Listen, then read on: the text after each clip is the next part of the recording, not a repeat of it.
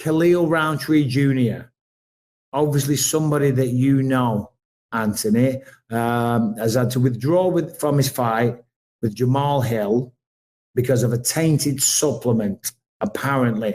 Harrington, give some more details for the believers because I'm leaving out quite a lot there, but I'm very intrigued to know your take on this, Anthony. So he said that he was working with a company to make custom supplements for him, and I guess didn't even know that was a thing, by the way. Yeah, I've never even heard of that before. Apparently, it was a tainted supplement, Anthony, containing this DHEA product. What are your thoughts? Well, I'm not going to pretend that I know anything about supplements. This is not a supplement guy. I never have been.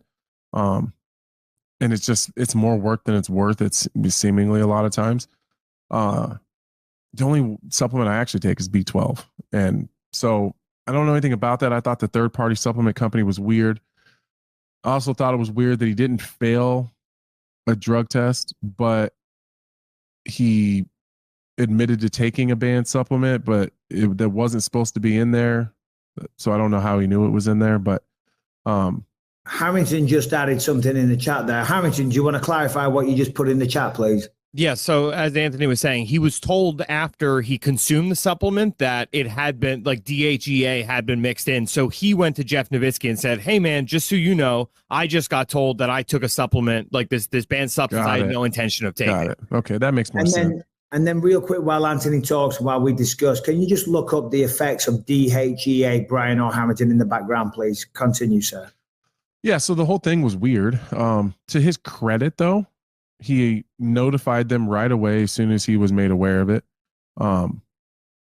And, so, I mean, it seems like as of right now, I can't criticize him too much because if he says it's an accident, we don't have any information that says that it isn't.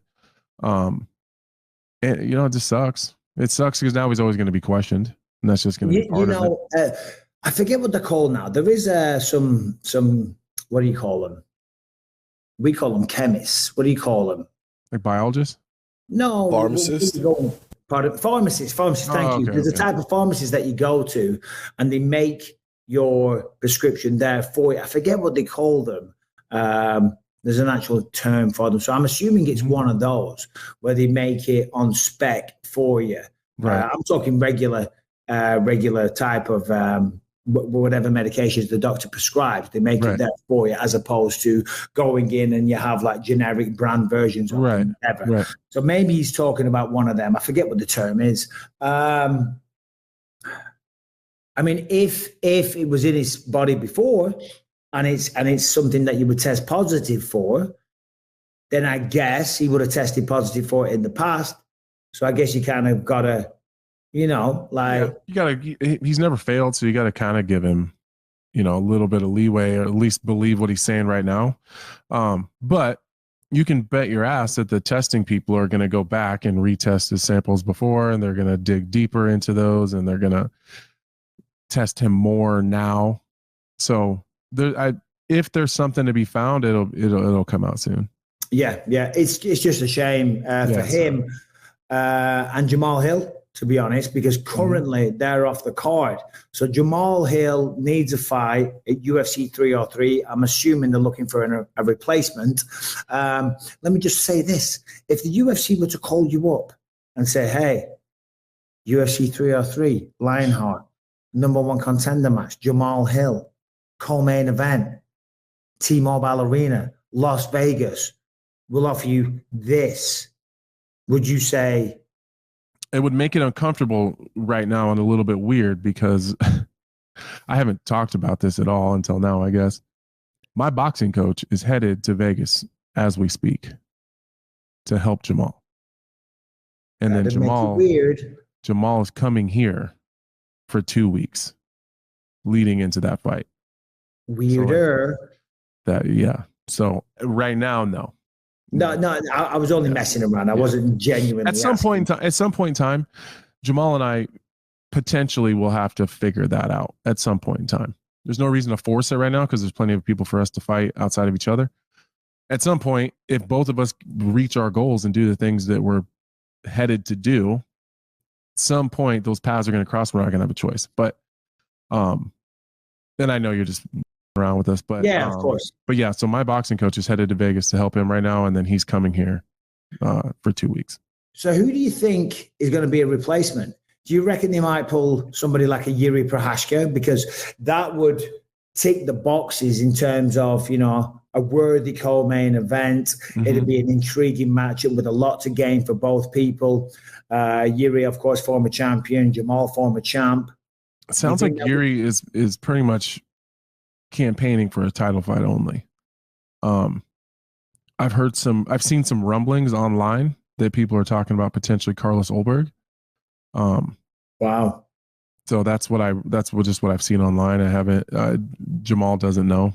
So, I chit-chatted with him the other day or yesterday, and he has no idea. He doesn't know. They're trying to keep him on the card, but he doesn't know yet. Yeah, no, it makes sense. I mean, that was one of the big fights that people were looking forward to. It's amazing, Jamal, quick turnaround from 300 to 303. Fair play to him, absolute respect. That would be quite the ascendancy for Carlos Ulberg, though, to step up. I mean, who did he just beat? It was Menifield, Alonzo Menifield. In about 7 or 12 seconds or something crazy. Well, I read that this morning. And who knows, some of those .coms, they just spread rumors and whatever. So I don't put too much weight into that. But then I went and looked at the rankings. I was like, some bitch, that guy's ranked right behind me. Like, how did that happen? That happened quick. Hey, good for him, though.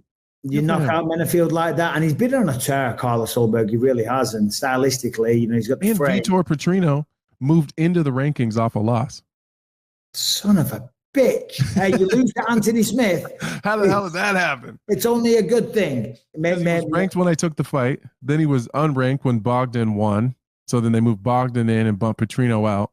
Well, then Ulberg moved up. They bumped Dustin Jacoby out and put Vitor Petrino in. I was like, I don't know who does this shit, but this is weird. No. The rankings can be a mysterious thing sometimes. Yeah. I didn't move it. And I didn't move at all. I'll be honest, at UFC 300, when I flew back, I had a couple of little drinky poos at the airport. Mm-hmm. And when I got on the plane, I saw my manager, Audie Attar, when I landed with the carousel waiting for the bags. And I said to him, Audie, I'm going to do a boxing fight. Give me a boxing fight. I said, give me one. And he's like, are you sure? I'm like, yeah. The chail's coming back. Fuck it, I'm coming back. Yeah, let's go. That was weeks ago. I've sobered up now. Because he already. So you're not going to fight Luke Rockhold in karate combat? I am not fighting Luke Rockhold in karate combat. I am certainly not taking part in a 4-man tournament of Lyoto, Rockhold, Anderson, and me. Because Rockhold. Why not? That would be so fun. It would. If you had to do it. But I fought him twice with one eye. When I fought him twice with one eye, I did have 2 knees. Now I've got no knees. I've got one eye. I've got half a neck. I'm essentially one-handed because of this. But I've still fucking got it, kid. You still got it.